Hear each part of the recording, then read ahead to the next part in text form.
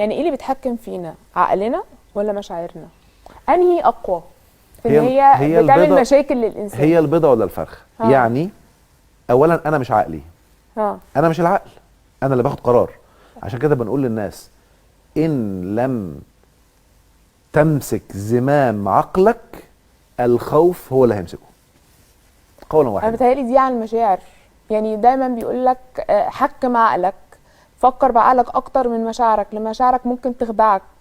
لا لا، حلو قوي، خلينا نفرق من الاثنين. انا هنا لما بقول العقل معناها المعنى اللي انا حطيته ولد مشاعر، مش سلوك. يعني انا النهارده مثلا، حلو خلينا نفصل في الحته دي. حكم عقلك بدل مشاعرك معناها وانا باخد قرار اشوف بالعقل والمنطق ايه الصح والغلط واخد القرار، مش غضبي اللي يخليني اخد قرار. بالظبط. ده شيء غير اللي بقوله خالص. اللي بقوله بقى ان انا اللي بيولد المشاعر هو التفسير العقلي اللي انا حطيته اصلا.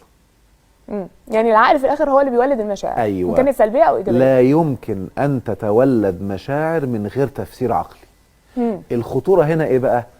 ان احنا ساعات بتطلع مشاعر من غير ما افكر، لان صح. تم وضع التفسيرات من بدري وانت طفل، وانت مش واعي اصلا، وانت مش واعي اكتر. فانت انا النهارده مثلا دلوقتي حالا يعني انا هدي مثال. مثلا كنا في دوله عربيه من غير ما اقول اسمها، وقاعدين في ميتنج رسمي كده مهم، وسوري في اللي هعمله، قام حد مسؤول كبير قام جاي وقام مطلع ريح قدامنا واحنا قاعدين، والصوت طلع عادي ومكمل فعلا. احنا كلنا كسفنا، ايه ده؟ طلع في البلد ده عادي عندهم. فلا هو شايفها اهانه ولا اللي قاعدين شافوها اهانه، بس احنا اتخضينا عشان احنا مبرمجين عيب. بالظبط. فالمعنى اللي احنا حاطينه هو اللي عامل مشكله. هي حاجه طبيعيه بتحصل، هم عندهم عادي. كويس كده. فالمعاني هي ايه ده وازاي يعمل كده واهني وكانه مش معبر، ده كله المعاني اللي جوه هتولد الانفعالات اللي حصلت. كويس كده. يبقى اعمل ايه بقى عشان اعمل ريفيرس او اعكس؟